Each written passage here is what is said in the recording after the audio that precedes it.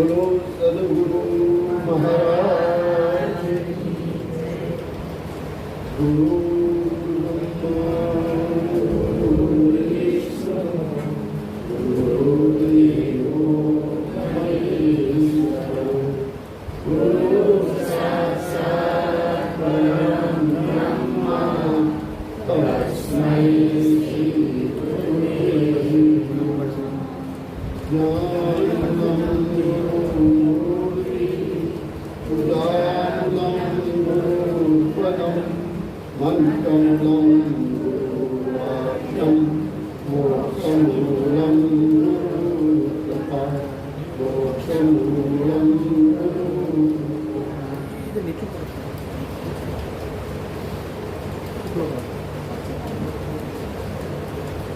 ગુરુ સદગુરુ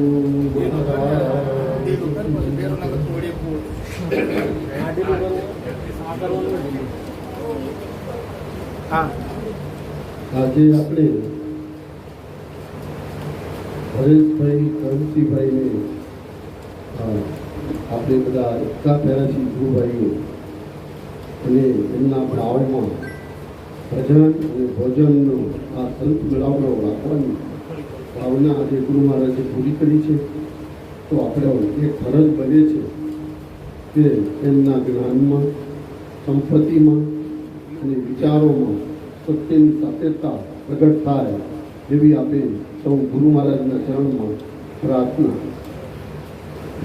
વિશેષ પૂજ્ય પરમ પૂજ્ય પુરુષોત્તમ બાપુ આપને આપણા આત્મદર્શન વિશે જે અમૃત વાણીને લાભ આપ્યો છે અને એ આત્મના દર્શનમાં આપણે જે શબ્દ આપણા ચિત્તમાં લાગ્યો છે ત્યારે એનો જે આનંદ થયો છે તે આનંદ પકડીને બતાવી શકાય ખરો? એ રીતે આનંદ પકડીને બતાવી શકાતો નથી, તો એ અનુભવમાં આવે છે અને અનુભવ પણ પકડીને બતાવી શકાતો નથી. અને જ્યારે આનંદ અનુભવમાં આવીને અનુભૂતિ કરશે ત્યારે આપણે આપણા સ્વરૂપ સાથે પરમાત્માનો આનંદ આપણે આત્મા તો પરમાત્માથી એને માની શકીએ. રૂપથી દ્રશ્ય પકડાય છે અને રૂપ નાશવંત છે, દ્રશ્ય પણ નાશવંત છે. પણ ગુરુ મહારાજે આપણે કેવા બનાવ્યા છે?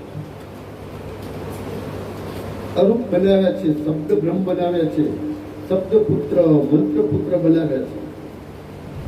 તો શબ્દ પુત્ર મંત્ર પુત્ર એનું રૂપ હોઈ શકે ખરું? છતાં એને આપણે સીલ કરી રાખીને જે આનંદ કરાવે છે ને, તો એની શક્તિ કેટલી છે. પણ આપણે ગુરુ મહારાજને સમર્પણ કર્યું છે, નામ રૂપ ગુણ આપ્યું છે અને બાપુજી સ્વીકાર્યું પણ છે. પણ ચોથું પદ જે અદ્રશ્ય રૂપમાં હતું, આપણે એનો અનુભવ નહોતો. આપણે આ શરીરને જ માની બેઠા હતા કે આ છું હું, અને એ અસત નામ ઉપરથી નામ રૂપ ગુણથી આ જગતમાં સંસારમાં વ્યવહાર કરતા હતા.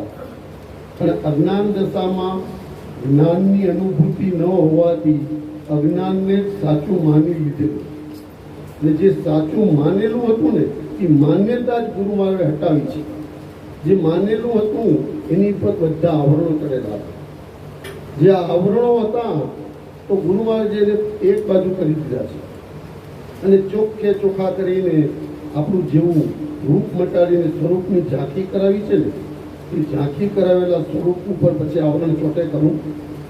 રૂપ ઉપર ચોટે, રૂપ ઉપર કપડું પહેરાય, રૂપ ઉપર મંડાય, સ્વરૂપમાં કઈ રીતે પહેરાવજો? સ્વરૂપ કહેતા પોતાનું ચેતન સ્વરૂપ આત્મા. આત્મામાં કઈ રીતે થાય? આત્માનું રૂપ નથી, એ બળતો નથી, પલળતો નથી. તો એવું સ્વરૂપ આપને આપ્યું છે અને એ સ્વરૂપની ઝાંખી આપણે આપણા જીવન વ્યવહારમાં ક્યાંક એની કચાશનો અનુભવ થતો હોય, ક્યાંક એની સાત્યતા સમજાતી હોય, એવું આપણા જીવનમાં કેટલું બને છે. ખાલી બોધ લેવાથી આપણા સ્વરૂપનું ઓળખાણ થઈ ગયું એવું નથી હોતું. બોધ લીધા પછી બોધનું મંથન આપણા જીવનમાં થવું જોઈએ. આપના સતનામ રૂપી મંત્રનું રટણ થવું જોઈએ. એનું મનન નિધ્યાસન થશે અને સત્સંગ રૂપીનું જળ એમાં સિંચાશે ત્યારે એમાં અમર ફળ લાગશે. આપણે બોધ લઈ લીધો, આપણી મુક્તિ થઈ ગઈ, આપણે અમર પદને પામી ગયા, એના માટે તો ચાલવું ઘણું બાકી છે. સત્સંગ રૂપી જળ સીધતા જ્યારે આપણે એ સતનામનું રટણ કરતા કરતા થઈશું ને ત્યારે કંઈક એ રસ્તામાંથી ચાલી અને એના અનુભવ સુધી આપણે પહોંચીશું. જેવી રીતે અનુભવને પકડીને બતાવી શકાતો નથી, પણ અનુભવી આગળ અનુભવ રજૂ કરીએ છીએ ત્યારે એકબીજાને સમજાય છે. એમ કે અનુભવને અનુભવી અને જ એનું સમજણ હોય છે. બિન અનુભવીને અનુભવ કહો તો શું ખબર પડે? દાખલા તરીકે ગોળ છે, પણ ગોળના કાંકરો મીઠો છે એટલું કહીએ તો ચાલે કે એને મૂકવો પડે મોંમાં, ત્યારે ગમે તે બાજુથી ખાવું તો એની મીઠાશમાં ફેર પડે. એમ આપણા સત્સંગને સતનામ સાથે જોડીને જ્યારે એનો અનુભવ કરીશું ને ત્યારે એનો ખરો આનંદ આ રીતે સમજાય એમ છે. આ માટે સંતો બધા દ્રષ્ટાંત જગતના દ્રશ્યો ઉપરથી આપીને સમજાવે છે ને આપણે પણ સમજીએ છીએ. પણ જો એને ટકાવવું હશે તો આપણા સતનામનો અનુભવને વધારવો પડશે. મંત્રનું રટણ કરવું પડશે. મંત્ર શું વસ્તુ છે જો, અને મંત્રની તાકાત શું છે. જેવી રીતે મંત્ર શબ્દ છે અને શબ્દનું રૂપ નથી, એની શક્તિઓ અપાર છે. ગુરુ મહારાજના સ્વમુખે મળેલા મંત્રની મહિમા જેટલો કહીએ એટલો ઓછો છે. એ મંત્રની શક્તિ એટલી બધી અપાર છે કે તમે એને માપી શકશો નહીં, એની તુલના કરી શકશો નહીં. અને જ્યારે તમારામાં ઉતરી જશે ને ત્યારે તમારું મન અમન થઈને એમાં જતું રહેશે. પછી મનનું કોઈ કાર્ય રહેશે નહીં, ઇન્દ્રિયોના કોઈ કાર્ય રહેશે નહીં.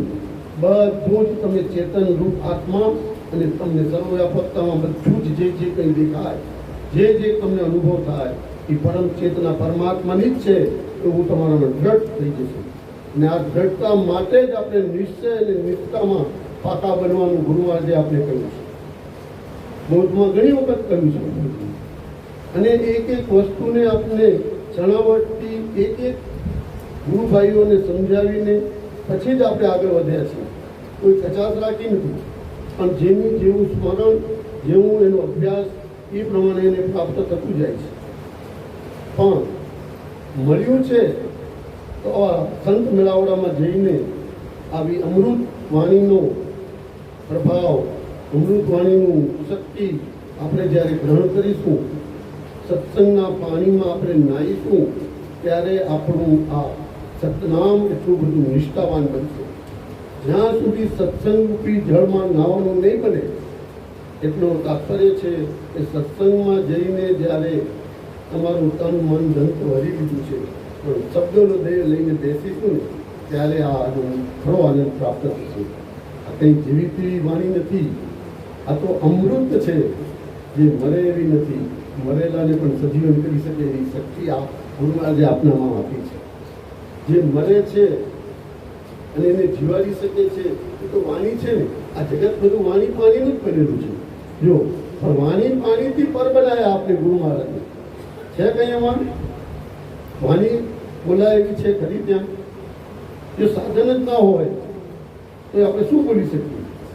પણ ગુરુ મહારાજને દયા આવી છે કે મારે જે એમને જગતમાં કામ કરાવવું છે ને એટલે શબ્દ બ્રહ્મ બનાવી, શબ્દ પુત્ર બનાવી નીચે ઉતારે છે.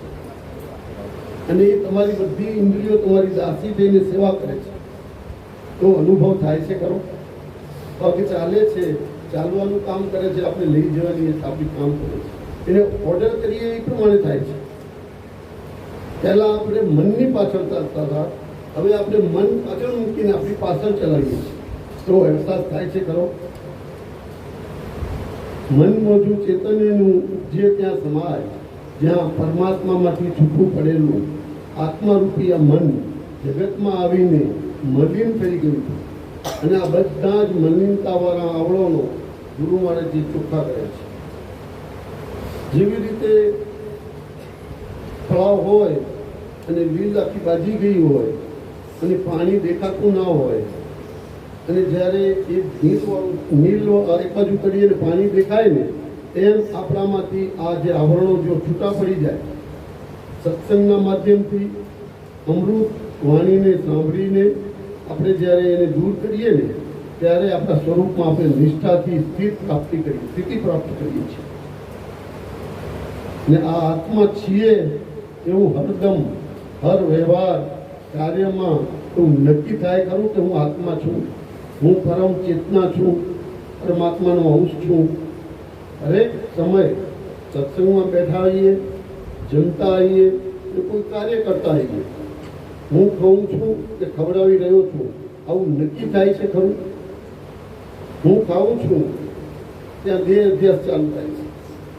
હું ખવડાવી રહ્યો છું તો એનાથી જુદો કોણ હોય? ખવડાવનાર અને ખાનાર બે વચ્ચે જુદો પણ હોય ને. તો હું ખવડાવી રહ્યો છું તો કોણ ખાઈ રહ્યું છે? આત્મા ખાય કે પ્રાણ ખાય? આત્મા ખાય કે પ્રાણ ખાય? પ્રાણ ખાય છે અને આત્મા એનો ચેતન આપીને પચાવે છે પણ દેખાતો નથી. અને જે વસ્તુ દેખાય છે એમાંથી અનેક પ્રકારનું બને છે.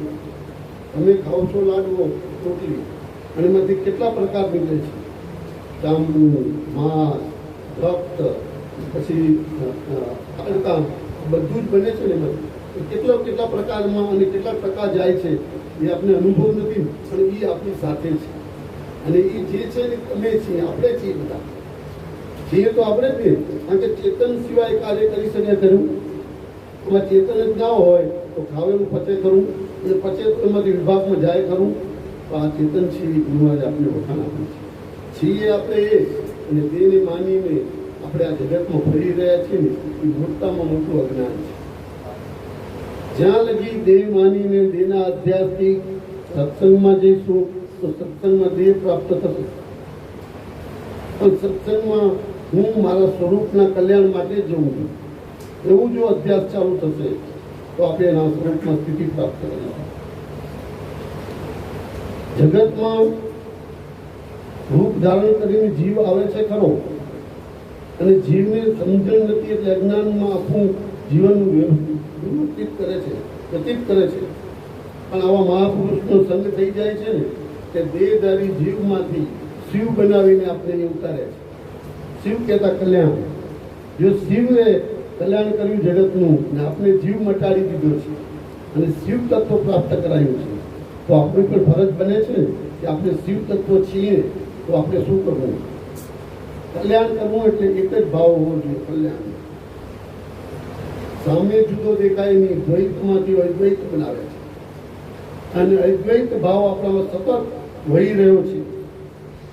દ્વૈત છે ત્યાં બધું જીવ ભાવ ઉભો થાય છે અને અદ્વૈત આવે છે ત્યાં આત્મભાવ ચાલુ થાય છે. અને આત્મભાવમાં સ્થિતિ પ્રાપ્ત જેટલી મજબૂત થશે એટલો આનંદ અનેરો થશે.